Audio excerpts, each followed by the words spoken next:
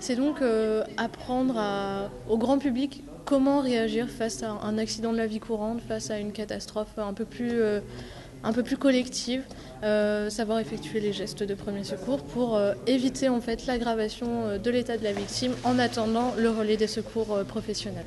C'est aussi pour ça qu'on vous fait essayer, parce que c'est vrai qu'au début c'est un petit peu hasardeux. Moi j'ai voulu pouvoir être en mesure de essayer d'aider quelqu'un et de pouvoir faire quelque chose en cas de problème, en cas de même que ce soit un accident minime ou un accident majeur, ou en tout cas de pouvoir avoir les bons réflexes.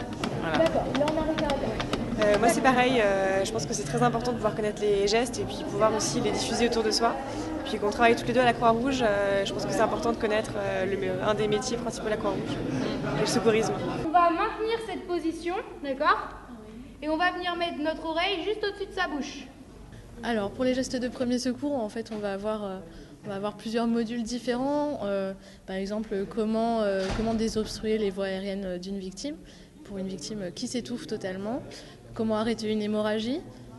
Mettre une personne en position latérale de sécurité lorsqu'elle est inconsciente et qu'elle respire. Monsieur, si vous m'entendez, serrez-moi la main. Ouvrez les yeux, monsieur. Il faut se reculer maintenant. Si vous vous reculez pas, elle va vous tomber dessus. Vous aurez fait un joli truc, mais ça servira à rien, il faudra recommencer. Donc on se recule, et là on bascule d'un coup. Et après, c'est surtout réagir face à des traumatismes ou des malaises courants tels que brûlure au fer à repasser, malaise dans le métro parce qu'on n'avait pas petit déjeuner, voilà, des choses vraiment plus générales.